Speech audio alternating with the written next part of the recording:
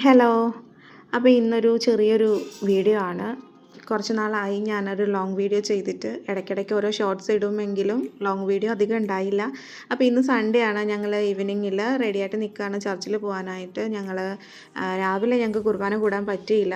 അപ്പോൾ അതുകൊണ്ട് തന്നെ ഈവനിങ്ങിൽ കൂടാനായിട്ട് നിൽക്കുകയാണ്. അപ്പോൾ ഞങ്ങളുടെ പള്ളീൻ്റെ ഇന്നോഗ്രേഷനാണ്. ഉടനെ തന്നെ പള്ളിപ്പണി നടന്നുകൊണ്ടിരിക്കുകയായിരുന്നു. അപ്പോൾ ഞങ്ങളിപ്പോൾ ഇപ്പുറത്തെ ഹാളിൽ വെച്ചിട്ടാണ് ചെറിയ കുർബാന കൂടണത്. അപ്പോൾ ഉടനെ തന്നെ വലിയ പള്ളിയിലോട്ട് മാറും.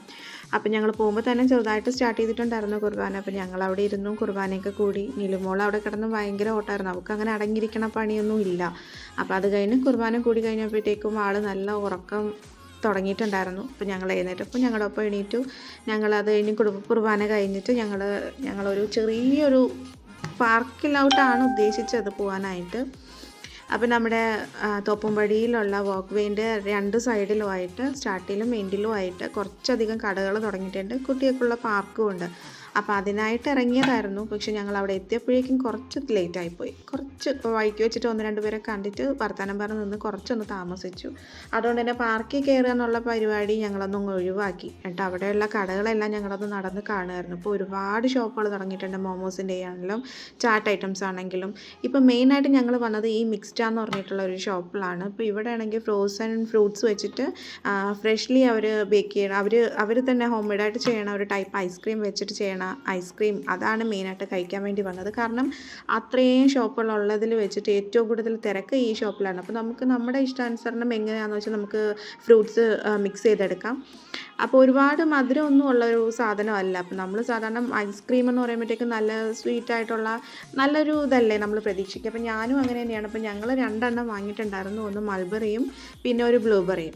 അതിലെനിക്ക് ആ ബ്ലൂബെറി എനിക്കിഷ്ടപ്പെട്ടു, കുഴപ്പമില്ലായിരുന്നു. പക്ഷേ മൾബറീൻ്റെ ടേസ്റ്റ് എനിക്കതങ്ങനെ അങ്ങോട്ട് ഇഷ്ടപ്പെട്ടില്ല. അപ്പോൾ റേറ്റ് വരുമ്പോഴത്തേക്കും 149 ആണ് ഒരെണ്ണത്തിൻ്റെ റേറ്റ് വരിക.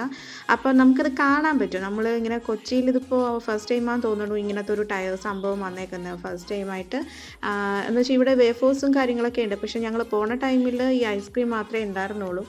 അത്യാവശ്യം നല്ല തിരക്കുണ്ടായിരുന്നു. ഇപ്പുറത്തെ സൈഡിൽ അൽഫാമും ഷവർമ കാര്യങ്ങൾ അങ്ങനെ ഒരുപാട് ഇഡ്ഡലീസ് ഉണ്ട് കേട്ടോ. ഇഡ്ഡലി ഇങ്ങനെ നമ്മളെ മിനി പൊടി ഇഡ്ഡലി അങ്ങനത്തെ സാധനങ്ങളുണ്ട്. അപ്പം അതൊക്കെ നോർമലി നമ്മൾ വീട്ടിലും കഴിക്കണ സാധനമാണല്ലോ. അതുകൊണ്ട് ഞങ്ങൾ ഈ ഐസ്ക്രീമാണ് ട്രൈ ചെയ്തത്. അപ്പോൾ 149 ആണ് ഒരെണ്ണത്തിൻ്റെ റേറ്റ് വരുന്നത്.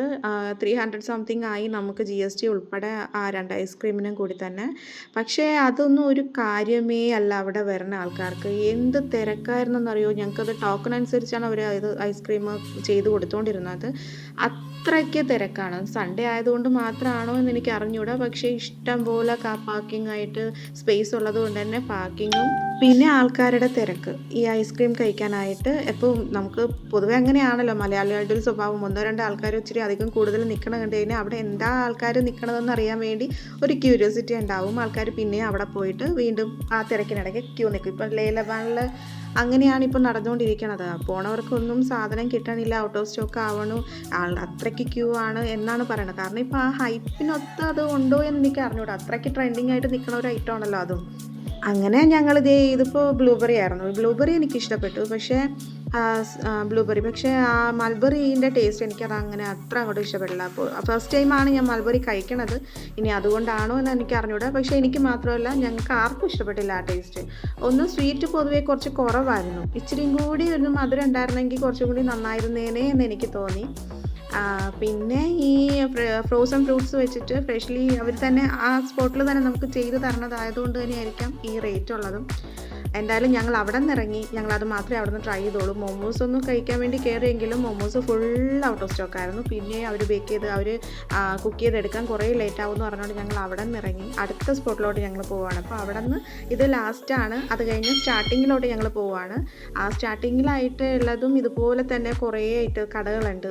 വരിയായിട്ട് ഇഷ്ടംപോലെ കടകളുണ്ട്. പോണ വഴിക്കും ഒരുപാട് കടകളുണ്ട്. അപ്പോൾ അവിടെ ഞങ്ങൾ ഇതിന് മുന്നേ പോയിട്ടുള്ള വീഡിയോ ഞാൻ ഇട്ടിട്ടുണ്ട്. അപ്പോൾ അതുകൊണ്ട് തന്നെ ഞങ്ങൾ അവിടെയൊന്നും കയറാൻ നിന്നില്ല. നേരെ അടുത്ത സ്പോട്ടിലോട്ട് പോയി.